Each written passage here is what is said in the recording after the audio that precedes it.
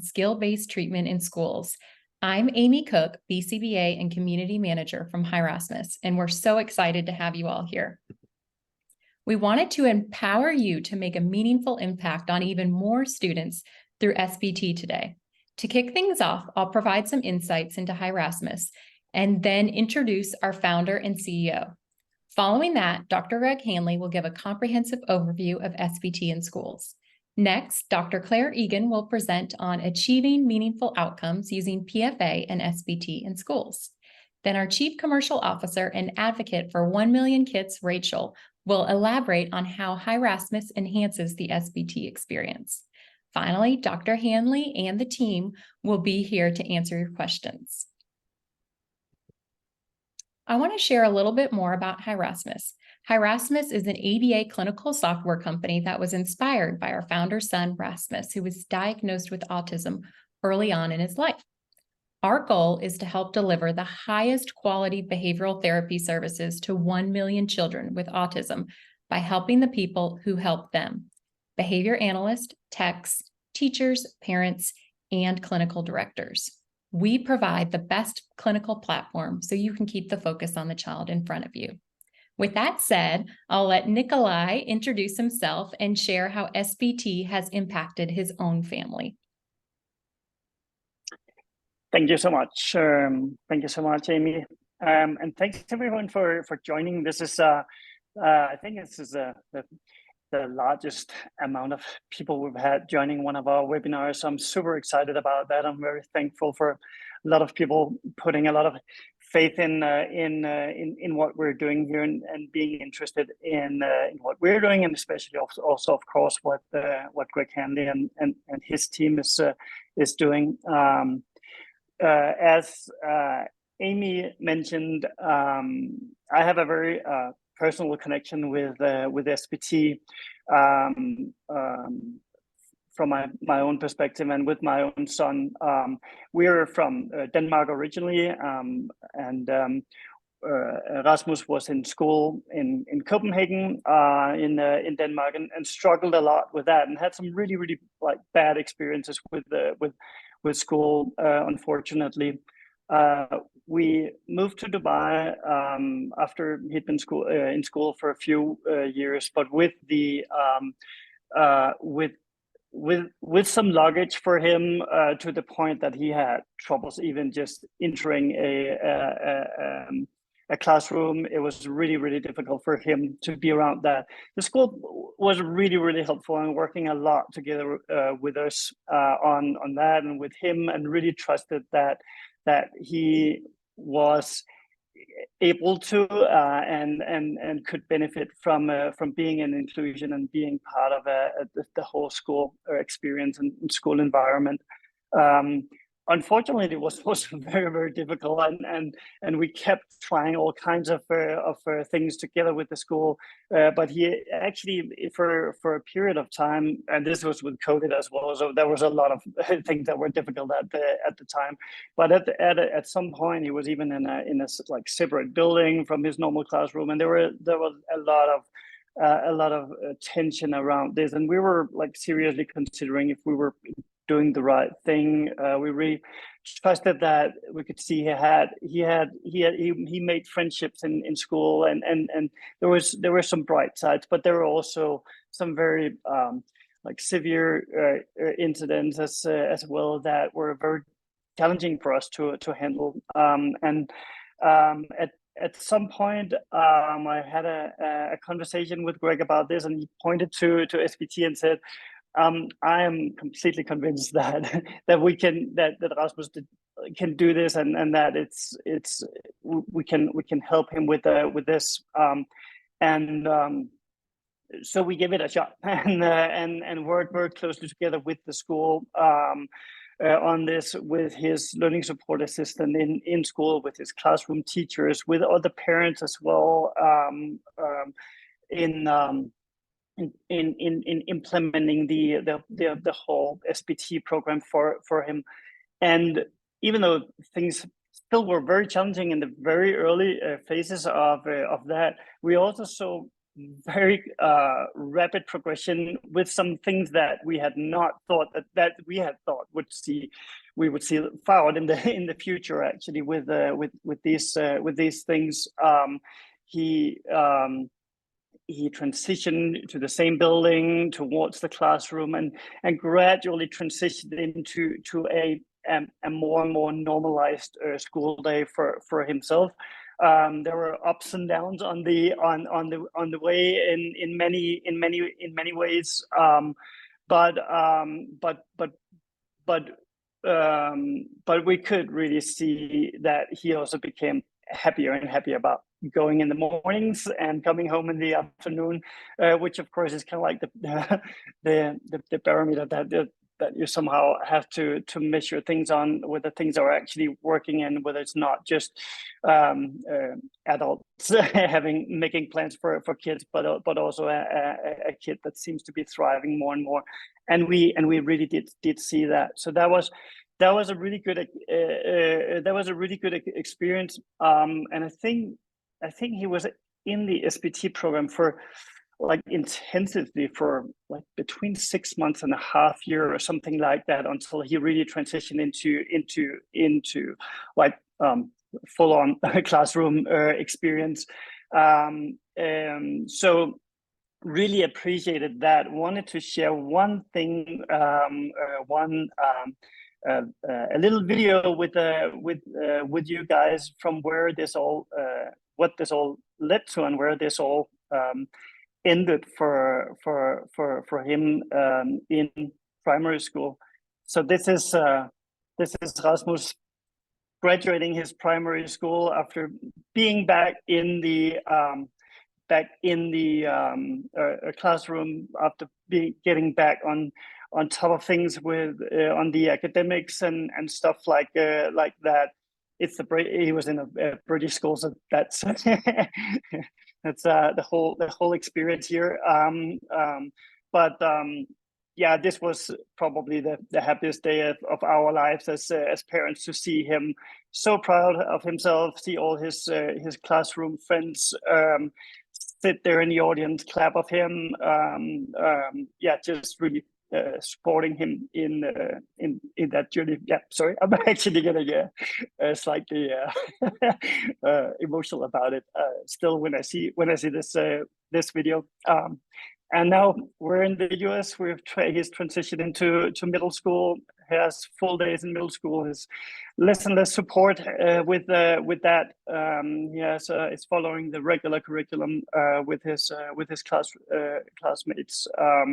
And yeah, I just personally owe that very much to of course to him for doing his part and really participating, but also really for the SBT process and what's been developed around SBT. So all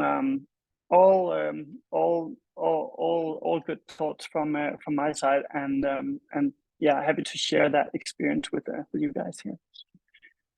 So wonderful. Well, thank you for sharing that, Nikolai. We're now going to hand it over and let Dr. Hanley introduce himself and talk a little bit about SBT in schools as well.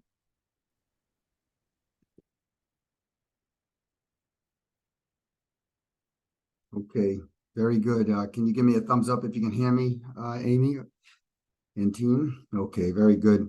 My name is Greg Hanley, and I lead a behavioral consulting group from Worcester, Massachusetts called FTF Behavioral. And we simply try to help people do compassionate forms of ABA to try to address severe behavior, prevent it, intervene upon it, and some other common behavioral issues like sleep problems and feeding problems. It's an honor always to connect with Rasmus.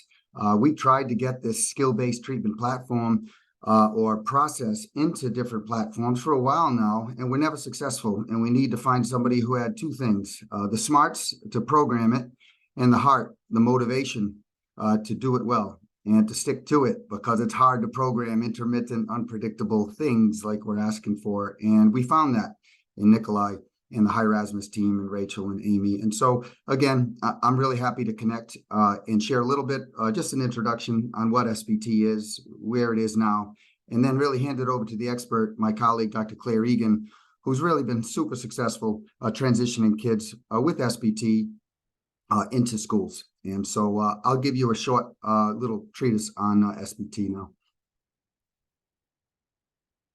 So for those of you new, maybe uninitiated, the acronyms can be irritating. So I'm going to define each of them. PFA is practical functional assessment. SBT is skill-based treatment. We spend a lot of time in training on practical functional assessment because when you do a practical functional assessment, you are identifying almost everything you need for treatment, minus a couple forms of behavior. Okay, so when we go into the analysis, we start with an open-ended interview with people who know and love the child. And from that, we try to pick up what the problem behaviors are, what the precursors are, and what the contextual factors that may be influencing the behavior are. We trust the information people tell us. We don't worry about the subjective in this process, but we do verify the subjective through analysis. And it's an analysis that everybody can do, whether you're a BCBA or not, whether you're in a hospital or not. Everyone can do the analysis because it's safe. Everything is engineered for safety. First thing we try to do in the analysis is create a context which problem behavior is zero. Give them all the suspected reinforcers for problem behavior. Drive that behavior to zero. Do not escalate them. Bring it to zero and bring the joy. We also emphasize heavily about the affect and the physiology of the child before we attempt to challenge them. We call that HRE. We're constantly talking about get HRE before you take that next step. The next step is to empower the learner. And this is a little counterintuitive for non-behavior analysts, but we've been doing this in behavior analysis for a long time. What we're going to do is challenge that learner. And at the first sign of protest or problem behavior, we're actually going to reward it. It's very counterintuitive. But by rewarding it, we're teaching kids, you do not need to escalate ever with me in this context. Every little behavior will do.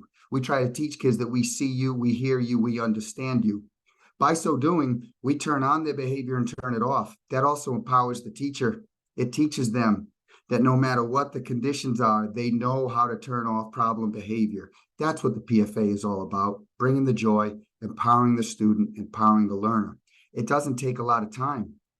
PFA is on the par of minutes to hours. Okay, no longer the days of months and to do FBAs. Okay, the PFA process is done in a matter of minutes to hours. Then we do SBT, and like Nikolai said, SBT might take some time. Sometimes it takes weeks. Sometimes it takes months. Sometimes it becomes a lifestyle as we generate repertoires of behavior. SBT, skill-based treatment, is just task analysis, chaining and shaping. But what we are chaining together are sequences of social, emotional, and contextually appropriate skills that are relevant wherever we're doing the therapy, which often these days is in schools. Those contextually appropriate behaviors we're working on obviously are simply IEP-based goals, okay? But before we get to the IEP goals, we're going to give those kids a voice. We're going to make sure we get that communication going. Then we're going to teach them to tolerate when that communication may not work sometimes. And then we're going to teach those contextually appropriate chains of behavior. And they are not replacement behaviors, folks, in SBT. Anyone who's done this knows this. They're temporally extended chains of behavior, and they require practice. As much time as you would give practice to an athletic skill or a musical skill, we need to give to the IEP-based goals for kids in school. Skill-based treatment is not just a bright idea. I love that social media is getting out a good, bright ideas to students. This is an evidence-based practice that's been around for 12 years. I'm showing you right now the only studies that are either review papers of the process or they've shown socially validated outcomes. Mont Wolf in the 70s asked us to socially validate the outcomes of a behavioral intervention, to ask constituents, are you satisfied with the amount of behavior change? Sadly, that hasn't happened in functional assessment and treatmentville for 30 plus years. I still can't find a single study for another process where a parent or teacher says, thank you, the problem's solved. And that's why I'm a bit of a one-trick pony and advocate for PFA and SBT, because over 10 research labs in 8 different countries have replicated this process and shown socially validated. And I'm only talking about published works. I know hundreds of others who have done this successfully in schools. It started out in clinics. Many people think of this only as a clinic procedure or maybe a specialized ABA school. It did indeed start out that way, but it has been applied in schools since 2015. And nowadays, more people are applying this in schools than ever before because people like Dr. Egan have taught us how to align skill-based treatment, the clinical process, with IEPs, the educational process. They are not two things a school person does, they're the same thing. SBT simply gives a scope and a sequence to what school-based psychologists and BCBAs are generally obligated to do with kids with severe problem behavior. Understand, if this is new to you, what are the hallmarks of this PFA and SBT? What makes it different from a typical ABA or functional behavioral assessment process? The first thing is it champions compassion, always showing concern for the learner in the moment. There is no working kids through their tears. There is no trying to change behavior programmatically through punishment. Punishment is ubiquitous. We're simply not going to program it. We simply try to be responsive to the learner. We bring the joy. We figure out when they are ready for the challenge, and then we teach precisely where they are.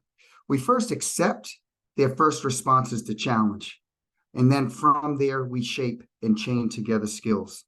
It's all done with an open door, both literally and metaphorically. It is a full assent-based model. We have the ace in our back pocket, knowing that kids prefer to earn their reinforcers than get them for free, as long as we make them attainable. And so this process is all about making those reinforcers attainable and making ever so slight changes in the expectations over time. And by so doing, we can eliminate severe problem behavior, wedge it out by developing complete repertoires of behavior.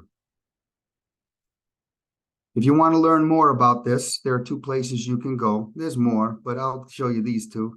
The first one is where you can get some training and consultation. That's the FTF website. And again, there's on-demand courses and there's opportunities for consultation. By contrast, there's a website called practicalfunctionalassessment.com. I talked a little bit about evidence in this introduction. You can go there and find all the research articles ever published on this process. Take a look at them for yourself, please, okay? There's also some success stories by people that bothered to get consent and wanted to tell their stories, and they're available on that free website as well. Okay, I'm going to stop talking. I'll be around at the end if there are any questions, but I'd like to pass it to my colleague, Dr. Egan.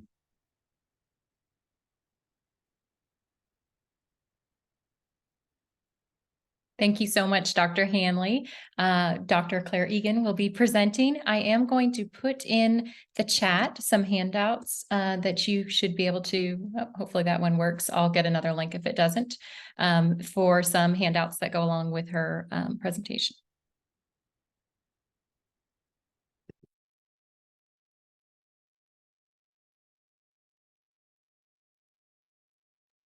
You have to unmute you, Claire, when you're ready.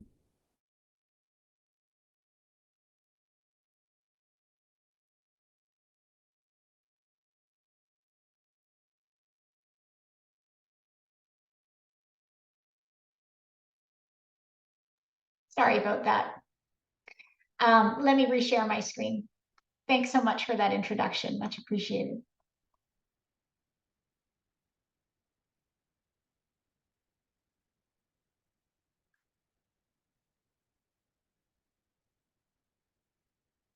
Okay, give me a thumbs up if I'm where I need to be, Greg. Perfect, thank you. It's such a pleasure to get the opportunity to talk to all of you today about the topic of achieving meaningful outcomes in school contexts using PFA and SBT. As Greg mentioned, I'm a lead consultant with FTF, and I work with an incredible team. And they are the people that have equipped me to be able to actually talk about meaningful outcomes. So I'm really grateful for everything I've learned from them. But in my former life, prior to FTF, I also did a lot of work with and in collaboration alongside schools. And so I do understand some of the unique challenges that are faced in dealing with severe problem behavior in school settings. So those are some of the things that I'm going to incorporate into the presentation today. I think it's important to start by saying that the purpose of this talk is not to teach you about how to implement PFA and SBT. So that's beyond the scope of what I'll be able to cover in the time I have today. But I do want to make it my goal to give you an overview of how the PFA SBT process aligns with school goals. And I'll present some video clips and some data on 3 students who experienced PFA and SBT in school settings to try to support some of those ideas. So I'll start to talk about what does this mean? What does it mean to achieve a meaningful outcome in a school context? And meaningful outcomes will obviously vary from student to student and from school to school, but some of the most often cited priorities for individuals with challenging behaviors include outcomes like achieving long-term reductions in those severe problem behaviors, achieving IEP goals and other types of goals, transitioning learners from more into less restrictive environments, being able to fade support, and having our learners experience what I'm calling genuine inclusion. Dr. Hanley has already referenced the wealth of research that's out there on the efficacy of PFA and SBT to reduce severe problem behavior, but it's also important to ask the question, what do we know about the extent to which PFA and SBT can lead to these types of meaningful outcomes in school contexts? And we do have evidence from the literature that these meaningful outcomes are achievable in school contexts through PFA and SBT. We know it can be effectively implemented to reduce problem behavior. We know it can be effectively used to reintroduce educational instruction for students with autism after they've had prolonged breaks from school due to problem behavior. We know it can be used to successfully support transitioning students back to school after similar removals due to problem behavior. Teachers can implement and generalize the intervention to schools with a high degree of procedural integrity. Long-term follow-ups indicate that behavior changes are maintained in school contexts, and we certainly know that these processes have social validity. So teachers, paraprofessionals, and parents value the process and the outcomes. So the research is giving us a message of hope. We can do this. It is possible, but that doesn't mean that it's easy or that the path to success is linear.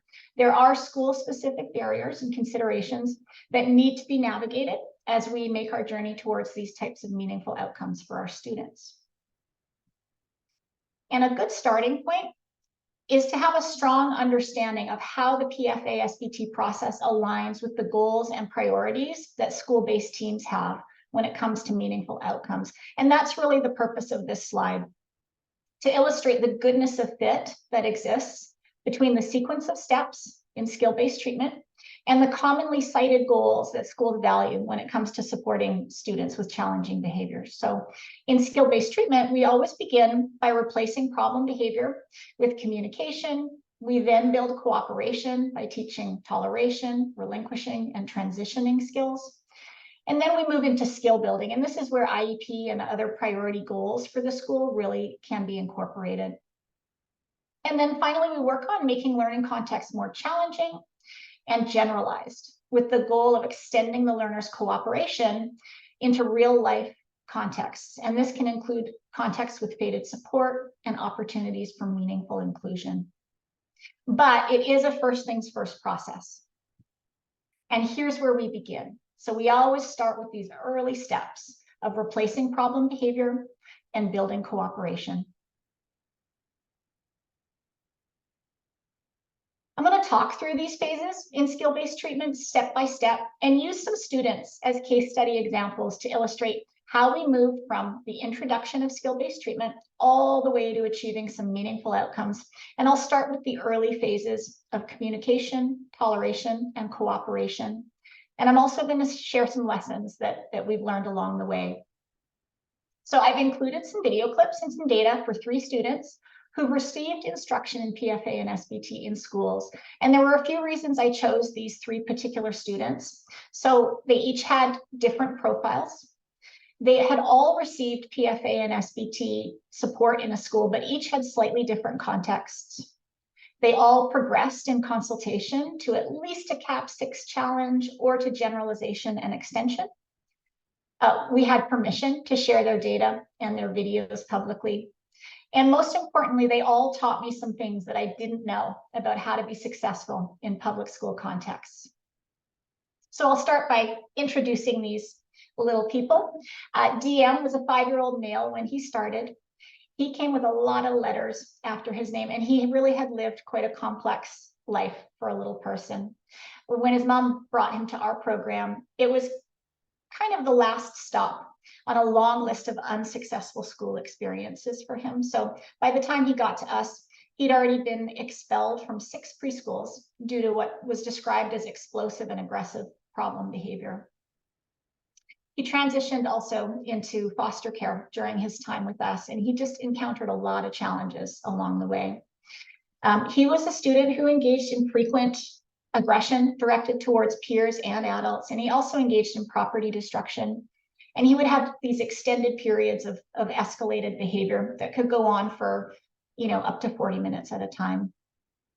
For DM, he received PFA and SBT intervention in our intensive classroom-based program.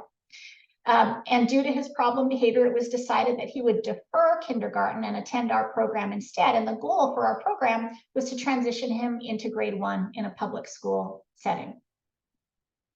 JB was a 6-year-old boy without any formal diagnosis at all. He attended kindergarten in a public school setting, and FTF was contracted to provide consultation to the school he attended. He was one of the students that was selected for treatment because of the problem behavior he was experiencing in the classroom. And that included things like swearing, climbing, throwing, aggression, and other disruptive behaviors.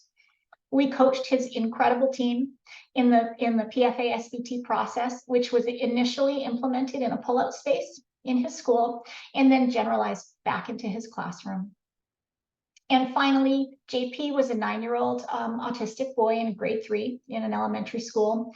However, he attended school in his own classroom, and he hadn't participated in the general classroom for about a year prior to treatment.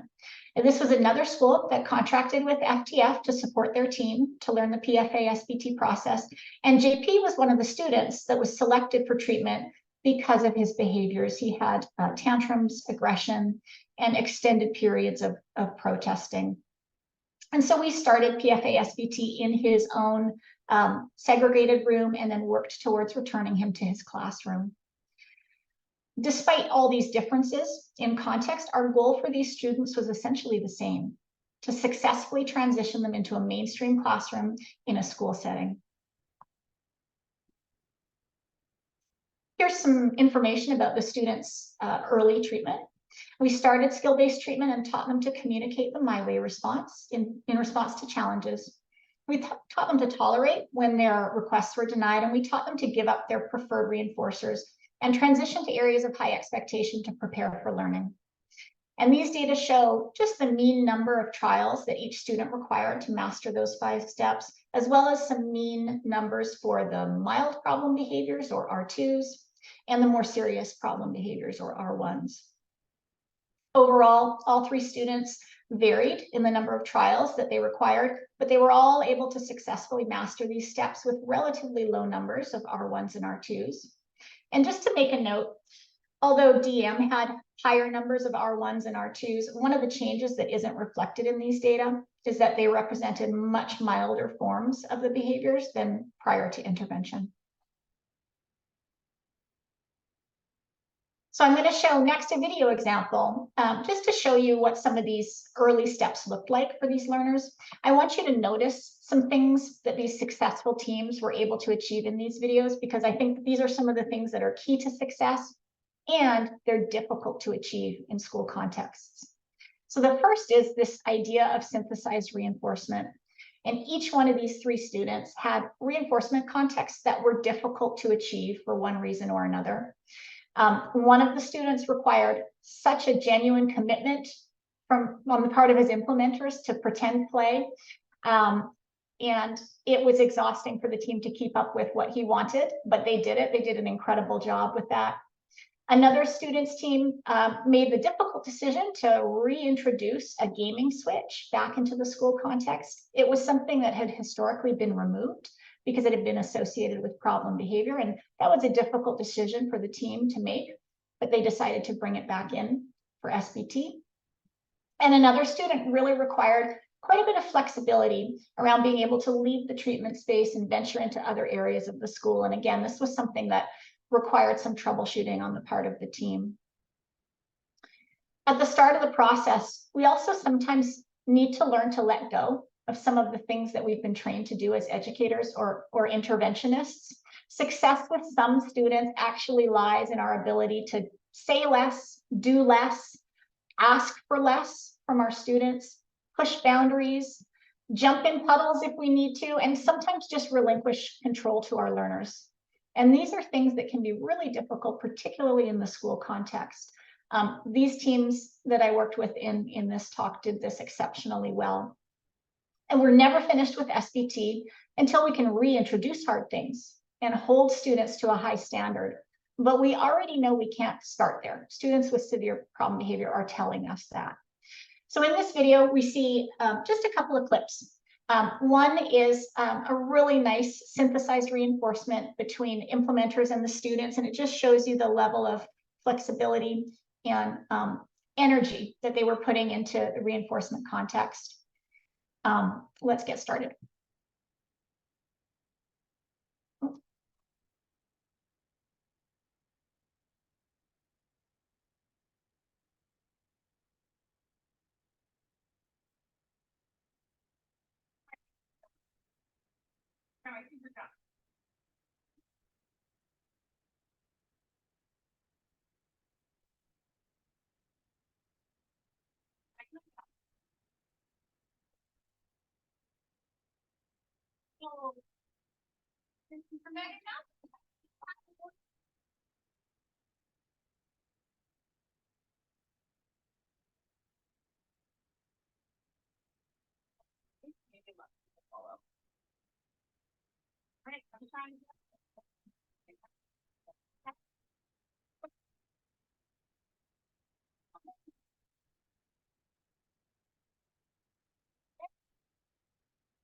To the left now?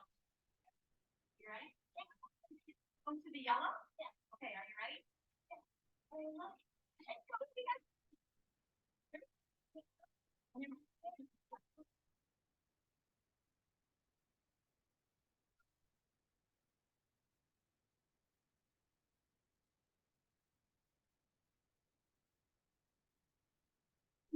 You're so fast.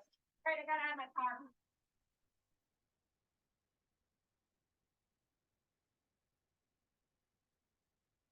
I love that clip because the implementers were flexible enough to allow him to leave the space and come back in. I think initially they were a little concerned.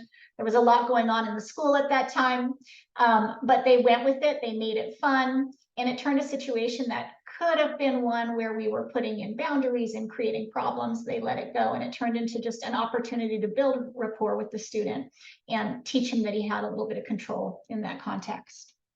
This is another clip of the same student, and it's just him going through these early steps in SBT. So you'll see him communicating, tolerating when his implementer denies or says no, giving up the things that he loves, and transitioning to an area to show that he's ready for learning.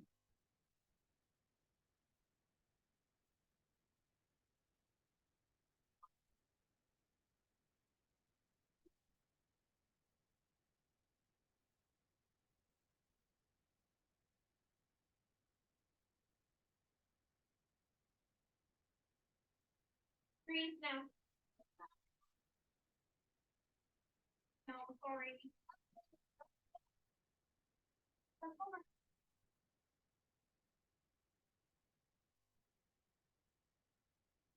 Your way.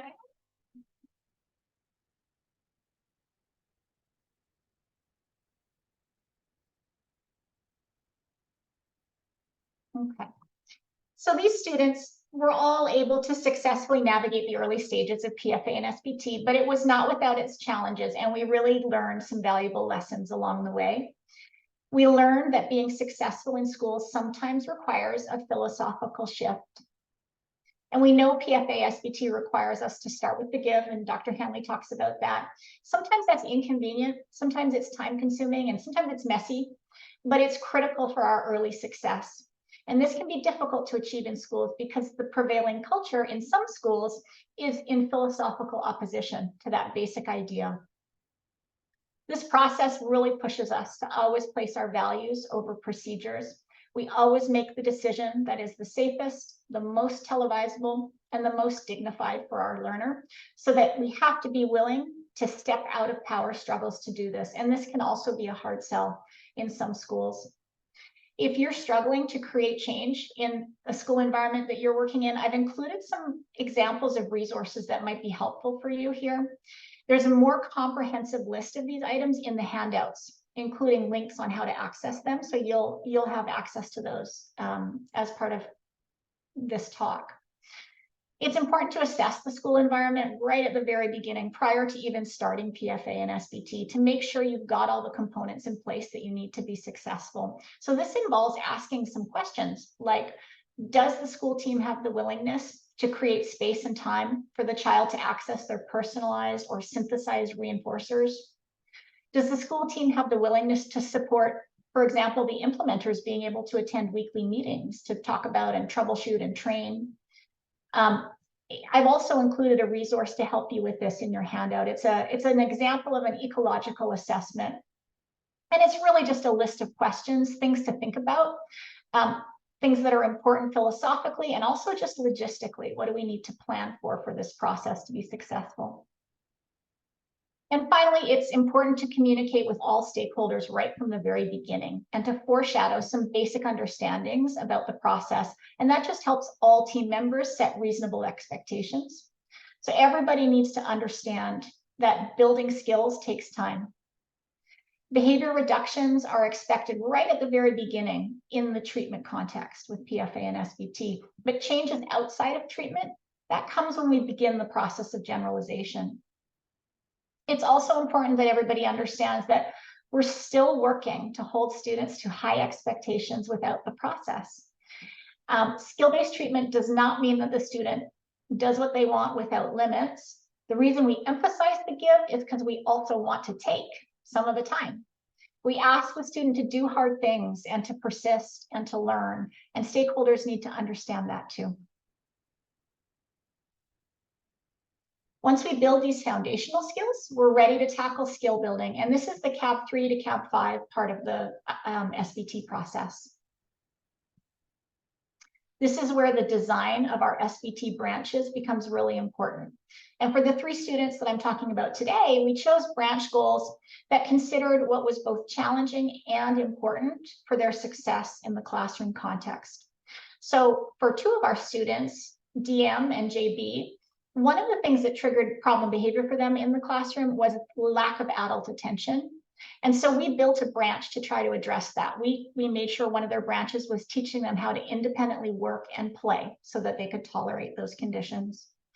A second EO for problem behavior was peer control over reinforcers. So anytime they had to share activities or materials or even control the theme of play, if that had to be shared with a peer, that could often evoke problem behavior. So we built a branch to address that too. We taught them how to be flexible in play. And then a third goal for those 2 students was just academic demands. We knew that when they were asked to engage in academic demands, that could be evocative for problem behavior. And so we decided to work on some academic work for them as well. Our third student had 2 similar goals, but we also included a branch for them for hygiene routines. So this was a student who was unwilling to brush teeth, was unwilling to wash hands. And that was really reported as something that would be a meaningful outcome for all stakeholders, including parents. So that's something we incorporated into our teaching. These are the data that show how the students progress through CABs 3 to 5. And the mean trials, again, across these students varied, but all the students were able to achieve mastery with their goals. R1s were at or near 0 levels for all 3 students, and R2s were low in frequency and mild in intensity. So in this video clip, you'll see the student DM completing an independent play schedule. He's got a visual that shows him what activity to start with. He takes that activity, completes it independently, cleans it up, puts it away, and then he checks his schedule to see what's next. And when the activities are all finished, he's being taught to raise his hand to get the teacher's attention. I've sped up some of the parts of this video just to cut down on the time. So, but you'll get the idea.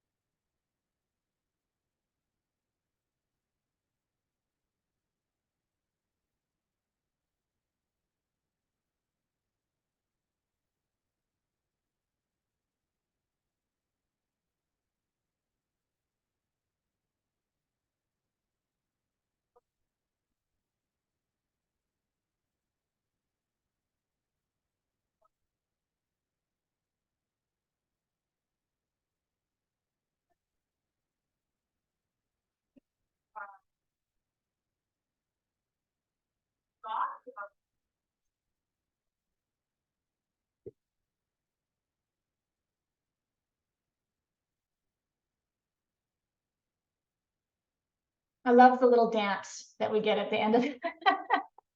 Pure joy.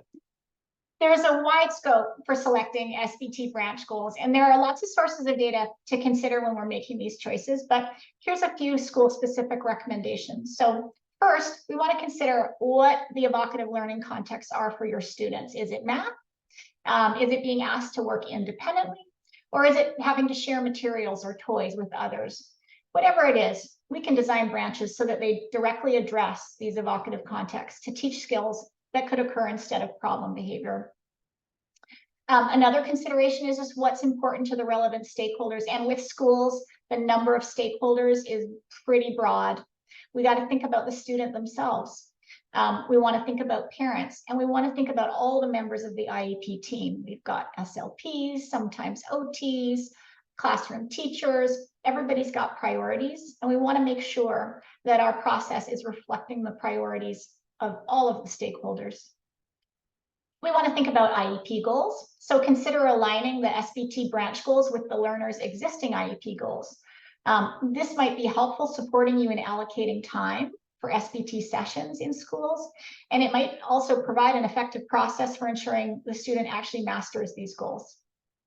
And then another thing to think about is HRE for the student. So think about that student-led time and whether that contains challenges that prevent the learner from quick and reliable, happy, relaxed, and engaged.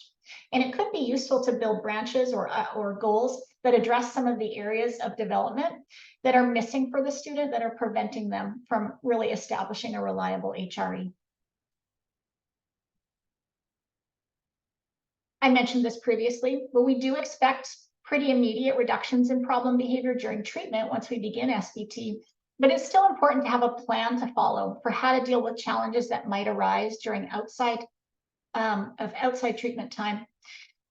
And I think about this as kind of a short-term plan while we're developing the tolerance and skills that are going to solve the problem in the long term. That's our SBT. But one of the things that we recommend is universal protocols. We don't have enough time to get into the details about it, but essentially they're personalized plans that are created to mitigate problem behavior. And if you are interested in finding out more details about universal protocol, there's lots of information on the FTF website. It's also helpful to understand the school IEP process, including FBAs, BIPs, and IEPs. These are all priorities for school teams. Again, there's a lot to say about how well PFA and SBT aligns with these processes, and we actually have an entire free course on how to do that. So the link to that course, if you're interested, is included in the handout for the talk. Once skills or contextually appropriate behaviors or CABs, once those are taught, the next phase in SBT is to teach the learner to demonstrate these skills under challenging conditions. So for example, now that the learner is able to cooperate with math instruction from a teacher, the challenge conditions might be things like tolerating corrections or tolerating learning a completely new math concept. Or it could involve teaching the learner to complete the math problems independently without support from a teacher, and so on. So a challenge is really something that's added onto or tweaked about the branch, making it exactly that, just a little bit more challenging. What's difficult, I think, about teaching challenges in the school context is that there are so many things to consider, to prioritize, and to teach. It can be overwhelming selecting and implementing appropriate challenges. And so there's a few things to think about. The first is to consider what is both difficult and necessary. A good challenge is both. It's difficult for the learner, and it's necessary for success in that terminal natural environment, the classroom. However, it's also important to ask yourself, is this a student problem or is this a classroom problem? If challenges in the classroom exceed what we would expect any child to tolerate, then we shouldn't have higher expectations for our learner that we're supporting with PFA and SBT. A second consideration, is this a challenge or is this a branch? So we can ask ourselves, what's the child supposed to do? And do they have the skill to do it? If they don't have the skill, then that's better dealt with as a branch, and we can add another branch into SBT to deal with that. But if they have the skill, they're just unable to do it under specific conditions. For example, when the door is closed or when the teacher's attention is diverted, then that makes a better challenge. And finally, consider what are the unplanned EOs that might be encountered in the classroom. So these are the accidental things that might happen that might evoke problem behavior. So it could be if something breaks, or if the student has insufficient materials, or if they have to share space or resources with other students. And we want to make sure that those things are all sufficiently addressed in SBT.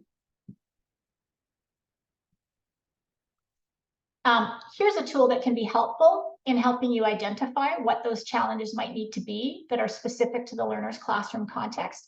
This is a classroom observation assessment. It's included in your handouts. It's a direct observation tool that's composed of a series of questions about the learning environment. And the purpose is to help identify what's the student's baseline abilities in relation to the expectations in the classroom. So we want to use this to help us identify challenges that might be specific to the classroom context that would be helpful and required of the learner in order for them to be successful. For the 3 students in our case study, we selected challenges for all 3 of the branches for all 3 of them, but I just included some examples here of challenges for 1 branch for each student, just to give you a sense of the variety of challenges based on the branch that was being targeted.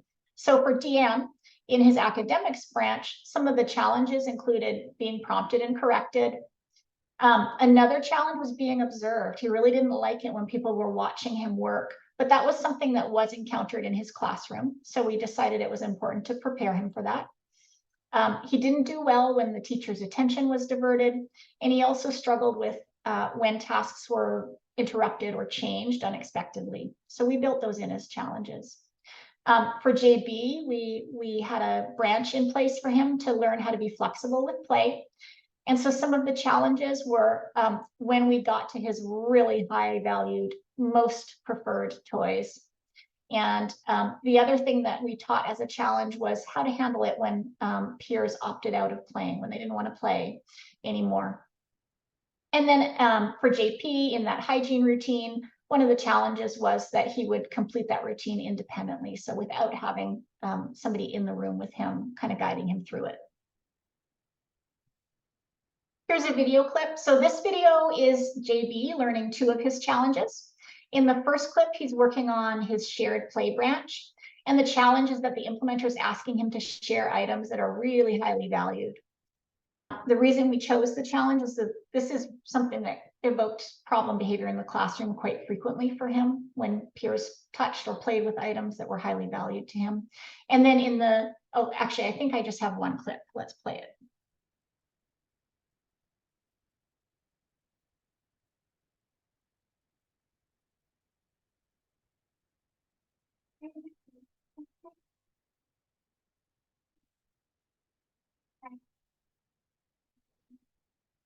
You like.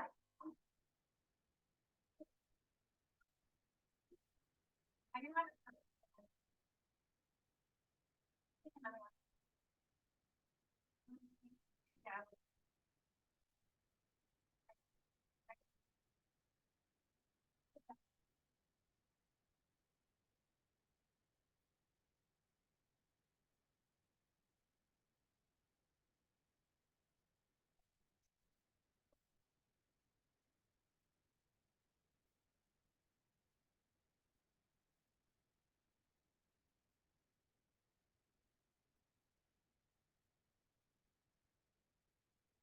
So in that clip, he selected toys at the start, and the teacher said, "Oh no, I want to have that toy. I want to play with that one." And so that was a challenge for him, and he tolerated that really nicely here. So this is the final stage in the SBT process, generalization and extension. It's a critical stage in helping us achieve those meaningful outcomes of transitioning the learner to or back to the classroom environment. And we want to make sure that we have adequately prepared the learner for this in the previous stages of SBT. Again, it's really beyond the time we have today to talk about how to generalize effectively. And I actually think this is one of the phases that people underestimate the most. It's not uncommon for people to kind of proceed with the train and hope approach to generalization. In other words, okay, we've taught a bunch of skills in SBT, it's time to go back to class, and we just hope that everything goes okay. And that approach is rarely sufficient. So we've got an entire consultation model and course sequences dedicated to supporting generalization and extension at FTF because it's complex and it's commonly misunderstood. My best advice on approaching this phase is to continue to go back to your classroom assessment to identify whether anything is missing from SBT. Introduce one change at a time and use flexible criteria for moving through the generalization and extension phases.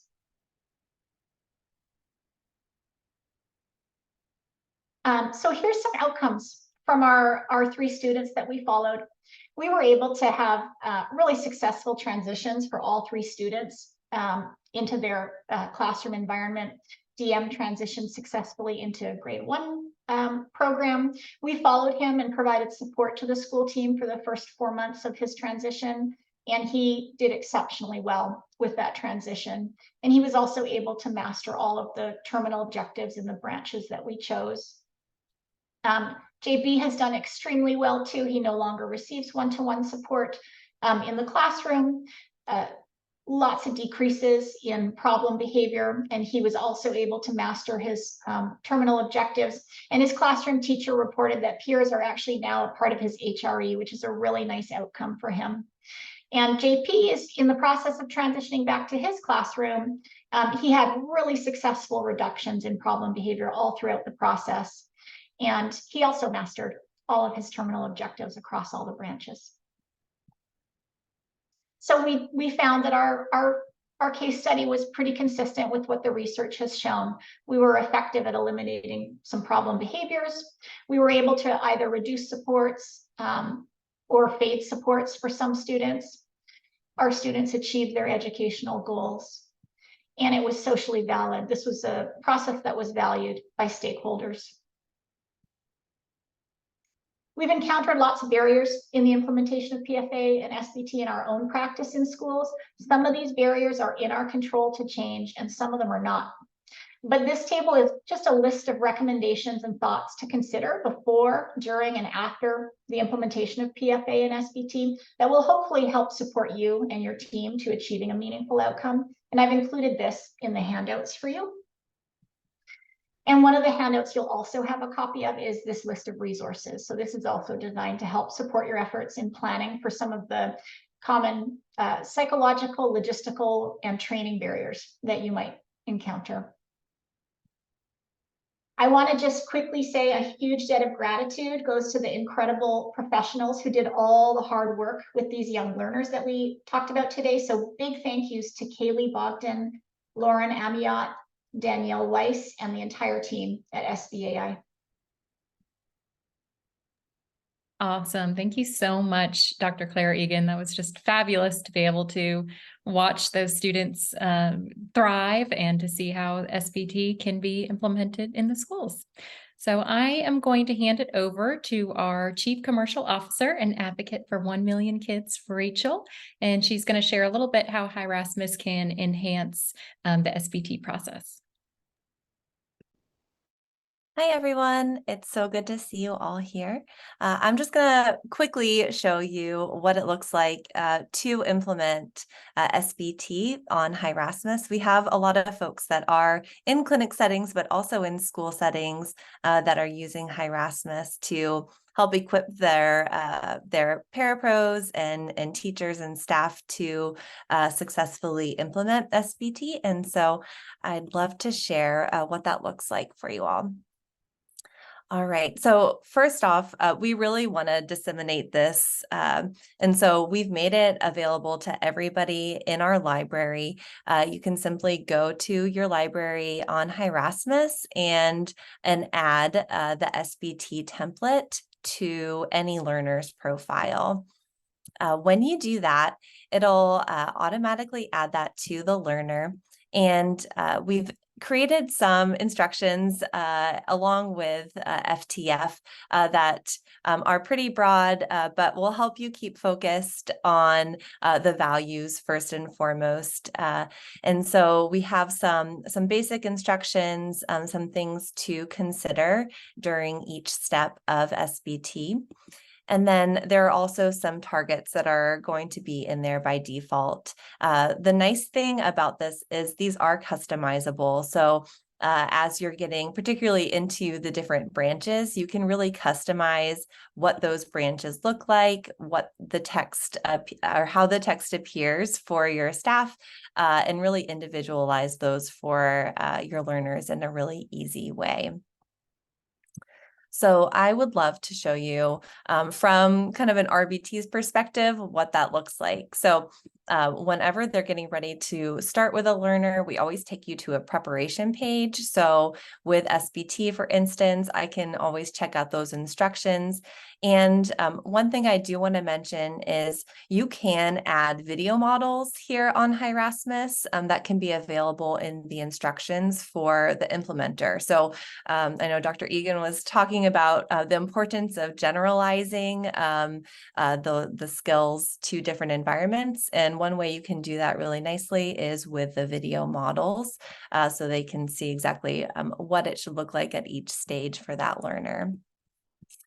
All right, when you hit play to get into your session, it's going to load all programs. And for this particular learner, we have other programs that we're working on outside of SBT. And so I can easily see any other type of program that I'm working on and take data on those. But for this particular example, I'm just going to focus on this particular program. So you can see, we always see in the green box what our current state is. So right now we're in SR. You can keep it at normal, but you do have some options to dial it back and take it a little bit easier on your learner or make it more challenging. And here my only focus is getting that learner in HRE. You will see, I can see what's coming up. So I have a little sneak peek there and know kind of what to prep for as a practitioner. So here I'm going to just document whether or not that was successful or if we observed any R1s or R2s. And it will take me straight to my terminal goal here, which is that CFCR. All right. And you can see it takes me right back to the SR phase, and I can document there.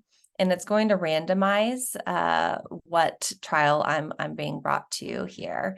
So I can easily take data here, and then I can go all the way through. Or if I do observe an R1 or R2 and want to stop the process there, I can continue back to getting that learner to HRE. So I have a lot of flexibility with how I am taking my data and making sure that I'm meeting that learner where they're at. Once criteria is met for any target in session, you can actually, you'll get a notification letting you know that that learner has met that criteria. And then you have the option to master that out and then actually continue to make progress within a session. So it's really helping equip your practitioners to move things along at pace with your learner and making sure that they're progressing.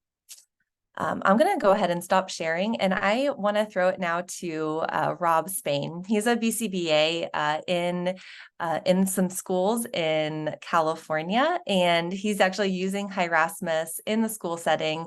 And I think that his take on it is going to be helpful for you all as an audience to hear. So I'll throw it to you, Rob.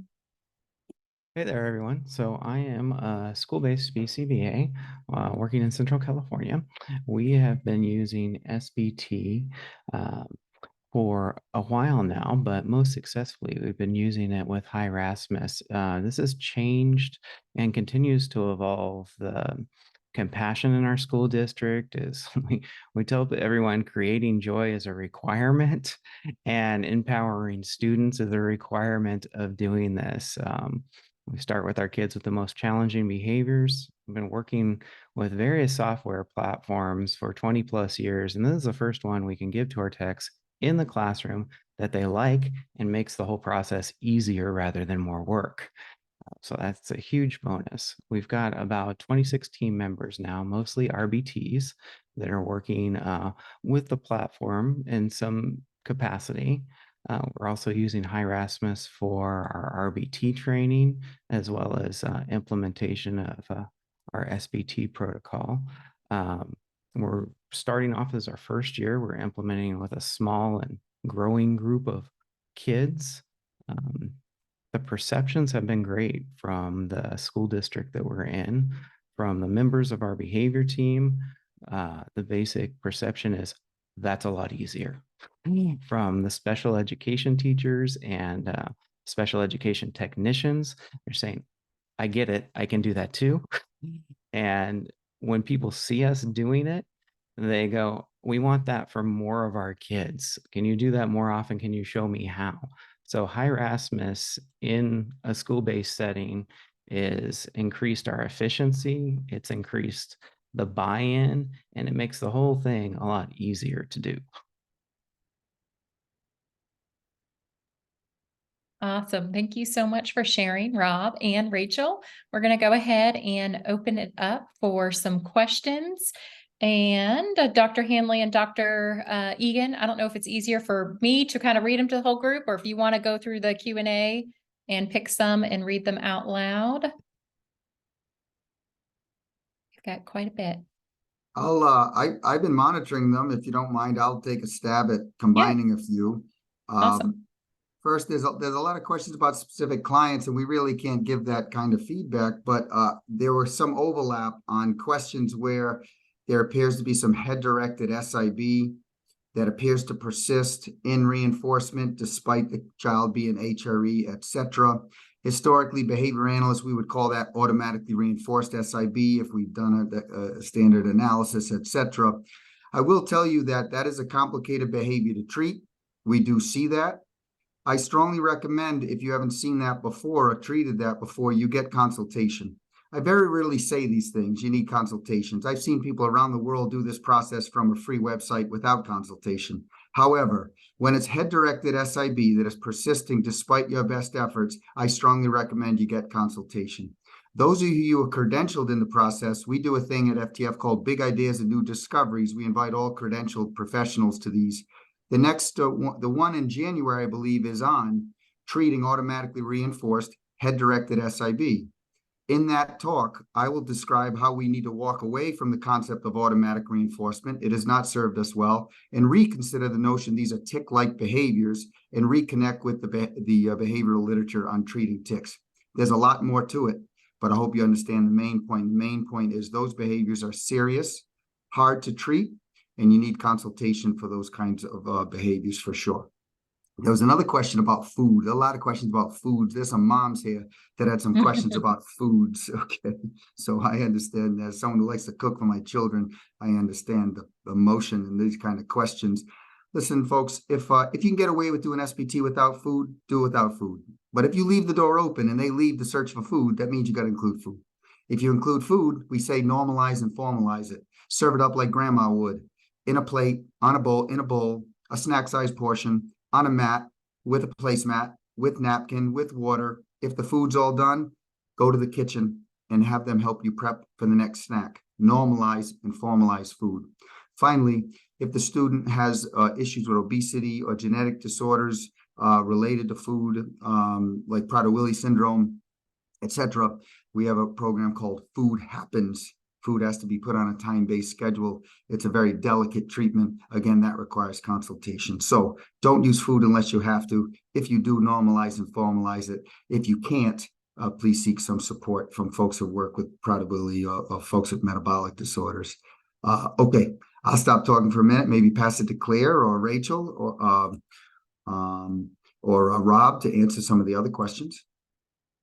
I've got just one popped up in the chat, Dr. Hanley, and I'm kind of hoping that you'll address it because I think it's an important one. And I think it's one that maybe a lot of people will be interested in. And it's just this idea of Can we implement PFA and SBT when we are working with students who are experiencing trauma? I mean, the interesting thing is this was not developed as a trauma-informed procedure, as a trauma-sensitive, a trauma-assumed procedure, but it is. It is a trauma-sensitive and a trauma-assumed procedure. Everything trauma experts would say you want in a properly informed trauma therapy is in this. It's about shared control, giving choices, empowering the learner, making sure they're safe before you challenge them. It's all there. So there's an article led by Dr. Rajaraman, published on trauma-informed applications of ABA. PFA and SBT is clearly part of that technology.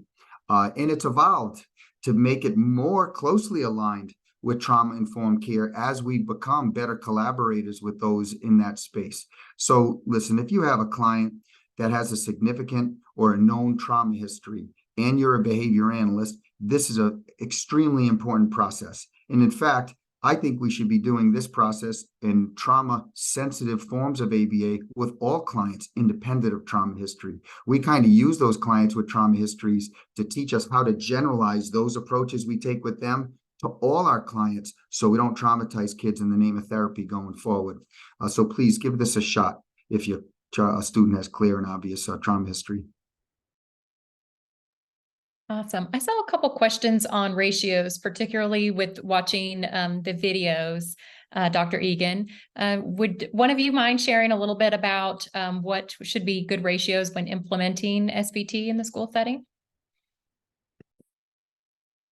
Yeah, I think certainly at the start of the process, we implement one-to-one. So we've got an implementer that's working directly one-to-one with the student, and that's typically happening in a pull-out space rather than directly in the classroom for safety reasons. Although there may be some exceptions to that. I also want to chime in on this as well. When I see the questions about supervision, I do think a lot about how we can use technology to help empower and enable supervisors a little bit more. And we have a lot of users on Hirasmus that have found that there are certain capabilities on the platform, such as the ability to watch in real time multiple data sets from multiple clinicians, and provide some oversight, and then hop in when needed, can really help provide more quality supervision across a larger caseload.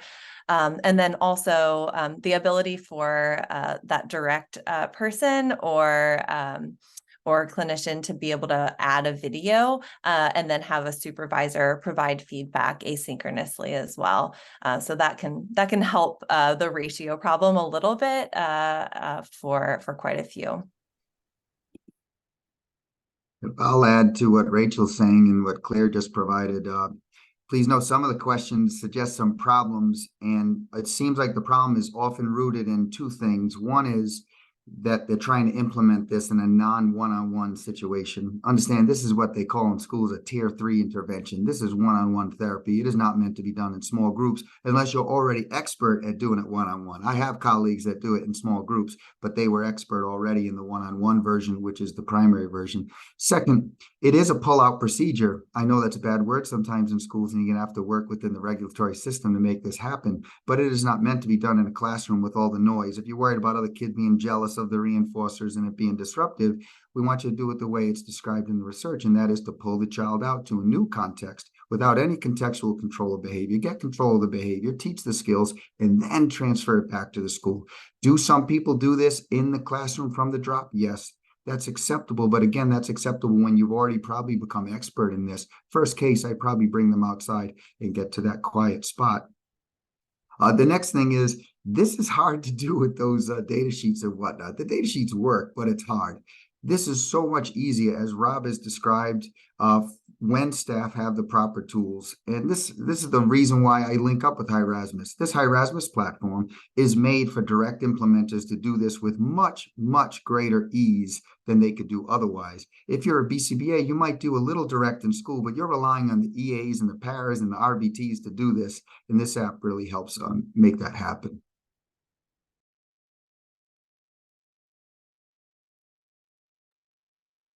Awesome. Well, were there any other questions that caught your eye, Dr. Egan or Dr. Hanley on the Q&As? I know we're a little bit over time, so you might have time for one more.